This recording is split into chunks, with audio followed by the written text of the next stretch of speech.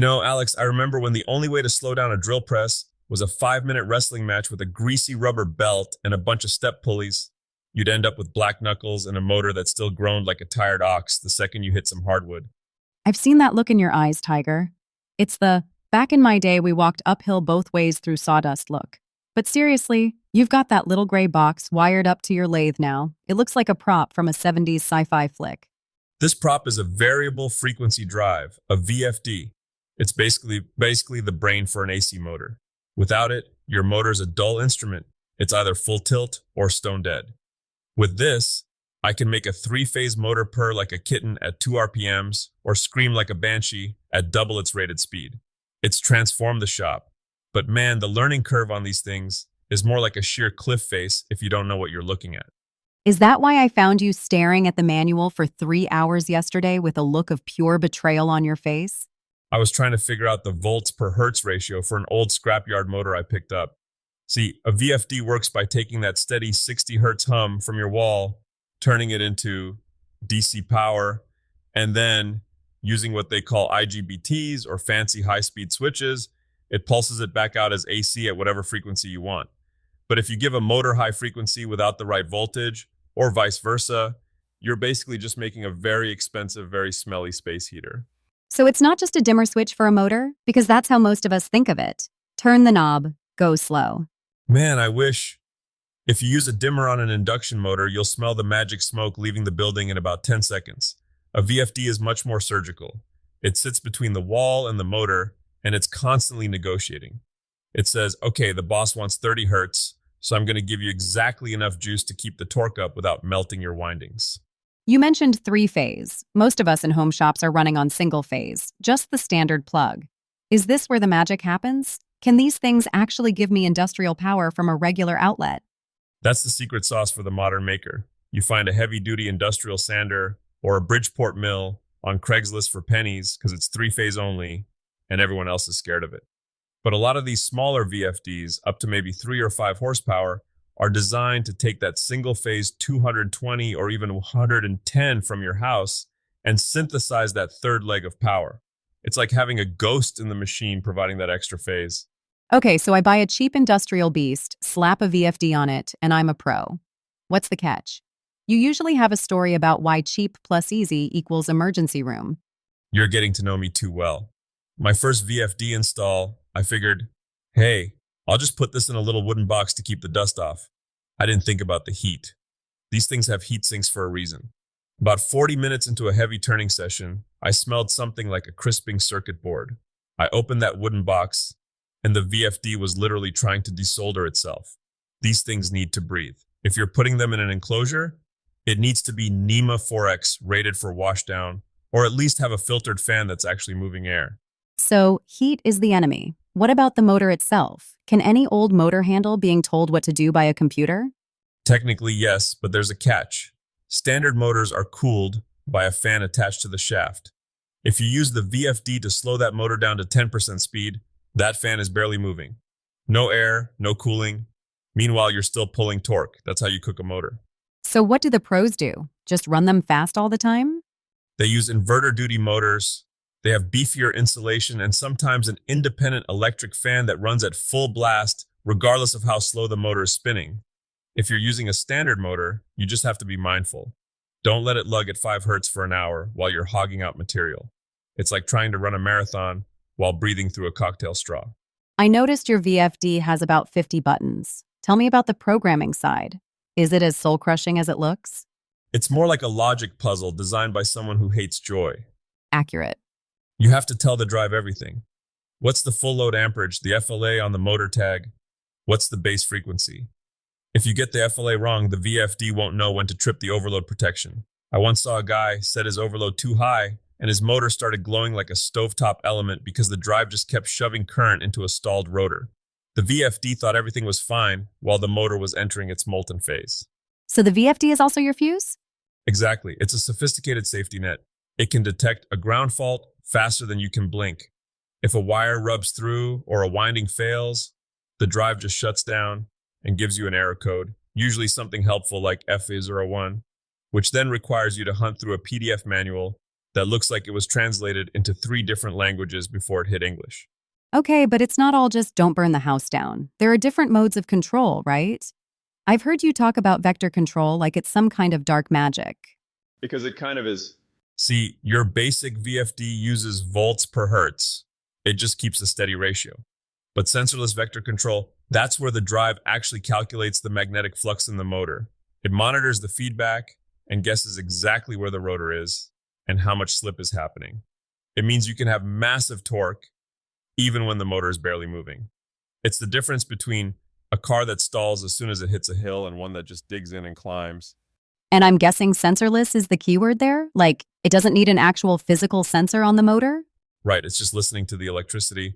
But if you want the absolute pinnacle, say for a CNC machine or a lift where you need to hold a load perfectly still, you go closed loop. That's where you have an encoder, a little heart monitor on the shaft, telling the VFD exactly what's happening in real time. But for most of us making furniture or tinkering with metal, sensorless vector is the sweet spot. It makes a cheap motor feel like a precision instrument.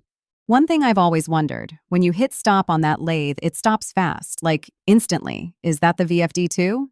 That's dynamic braking. When you tell the motor to slow down faster than it naturally would, that energy has to go somewhere. The motor actually turns into a generator. It starts pushing electricity back into the VFD. If that voltage builds up too much, the VFD gets a DC link overvoltage error and just gives up. So how do you stop it? You use a braking resistor. It's basically a big, finned toaster element that plugs into the VFD. When you hit stop, the VFD dumps all that excess generator energy into the resistor, which turns it into heat. It's the difference between a 3-minute coast down on a big, heavy flywheel and a 3-second controlled stop.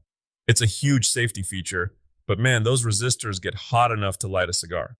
I'll make a note. Do not use braking resistor as a coffee warmer. You joke, but I've seen people mount them inside the control cabinet next to low-temp plastic wiring. That's a recipe for a bad Tuesday. Okay, let's get practical. If I'm looking to upgrade a machine, how do I size the VFD? Is it just if it's a 2 HP motor, get a 2 HP drive?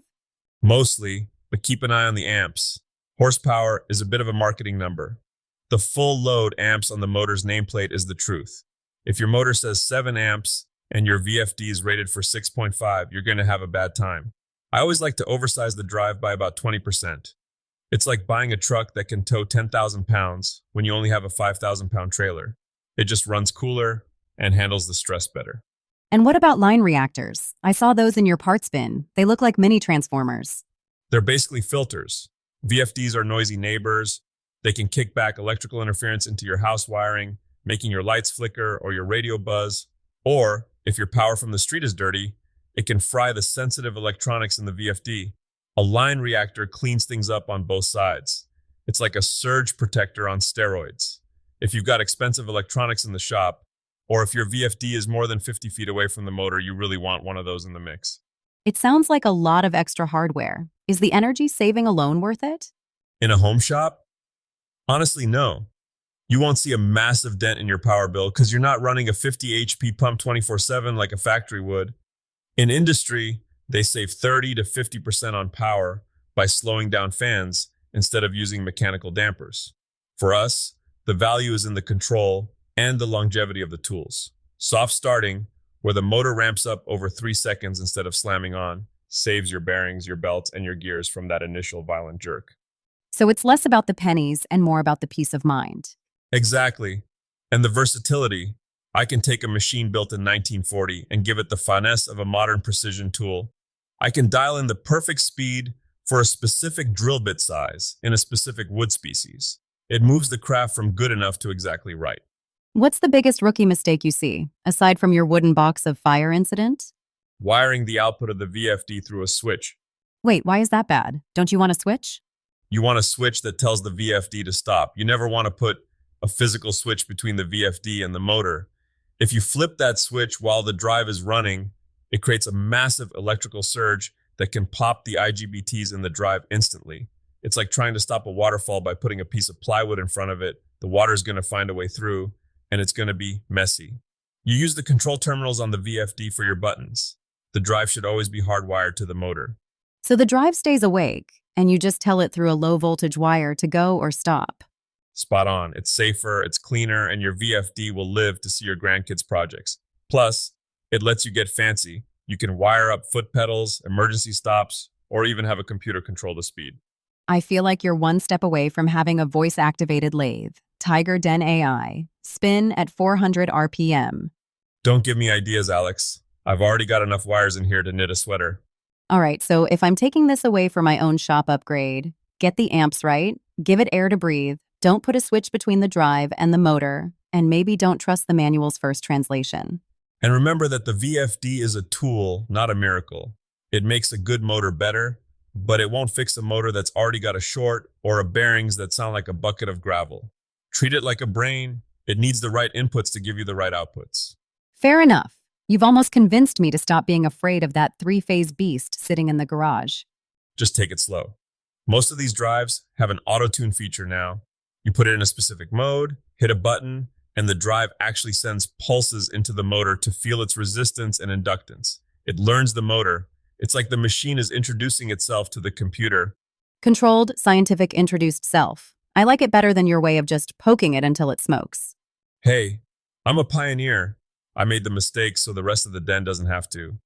But the satisfaction of hearing a 200-pound iron machine glide up to speed with a soft hum instead of a violent roar, that's worth every minute of manual reading and every singed eyebrow. Spoken like a true craftsman. At the end of the day, a VFD isn't just about speed. It's about the bridge between the old muscle of iron machines and the new precision of digital control. It gives you the power to be delicate with a machine that could otherwise crush a car. That's the real trick, mastering the force so you can focus on the finish. I think that's a perfect place to leave it. Let's go see if that scrapyard motor of yours can actually spin without waking the neighbors. Only one way to find out. Hand me that multimeter and maybe the fire extinguisher, just in case. Classic.